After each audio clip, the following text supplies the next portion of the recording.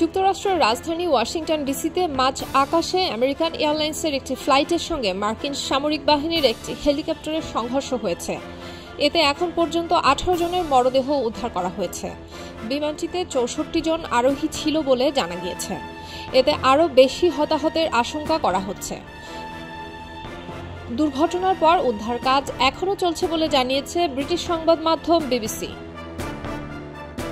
মার্কিন পুলিশ কর্মকর্তারা বিবিসির মার্কিন অংশীদার সিবিএস নিউজকে জানিয়েছে, দুর্ঘটনাস্থলে অনুসন্ধান কর্মীরা 18টি মৃতদেহ উদ্ধার করেছে এবং এখন পর্যন্ত বেঁচে থাকা কাউকে পাওয়া যায়নি।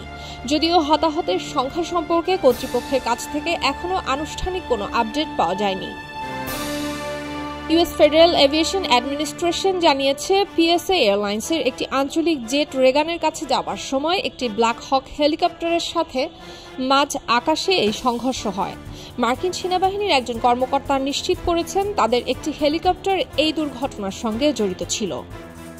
বার্তা সংস্থাটি বলছে, আমেরিকান এয়ারলাইন্সের জন্য ফ্লাইট 5342 পরিচালনা করছিল পিএসএ। এফএএ অনুসারে কানসাসের উইচিটা থেকে ফ্লাইটটি উড্ডয়ন করে। আমেরিকান এয়ারলাইন্সের ওয়েবসাইট অনুসারে জেটটি 65 জন যাত্রী বহন করতে পারে। দুর্ঘটনার পরপরই জরুরি কর্মীরা উদ্ধার কাজে অংশ নিয়েছেন এবং বিমানবন্দর থেকে সমস্ত প্রকার উড্ডয়ন এবং অবতরণ বন্ধ করে দেওয়া হয়েছে।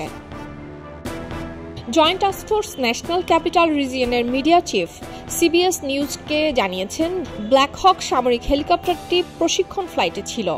হেদার চেয়ারেজ আরও বলেছেন, এটি ভার্জিনিয়ার ফোর্ট বেলফোয়ারের 12তম এভিয়েশন ব্যাটালিয়ন বি কোম্পানির অন্তর্গত। ফেডারেল এভিয়েশন অ্যাডমিনিস্ট্রেশনের বরাতে মার্কিন সংবাদ মাধ্যম সিবিএস নিউজ জানায়, যুক্তরাষ্ট্রের স্থানীয় সময় রাত 9টার দিকে আমেরিকান এয়ারলাইন্সের একটি ফ্লাইট রিগান ওয়াশিংটন ন্যাশনাল এয়ারপোর্টের রানওয়ে 33-তে অবতরণ করার সময় এই দুর্ঘটনা ঘটে। উড়োজাহাজটিতে মোট 60 জন যাত্রী এবং 4 জন ক্রু সহ মোট 64 জন আরোহী ছিলেন। অন্যদিকে মার্কিন আর্মি ব্ল্যাক হক হেলিকপ্টারে ছিলেন 3 জন সেনা সদস্য। সুলতানা দিনা, খবরের কাগজ। সবাই যখন জোয়ারে গা ভাসায়, কেউ কেউ ঘুরে দাঁড়ায়। সময় হারতে শেখালেও কেউ কেউ চ্যালেঞ্জ ছুড়ে দেয়।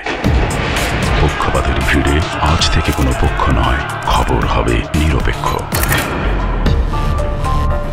বানোয়ার তথ্যবাদ, খবর হবে নিখাদ। ভেঙে গুজবের শিখ, খবর হবে নির্ভীক। এলো খবরের কাগজ, নিখাদ, নির্ভীক, নিরপেক্ষ।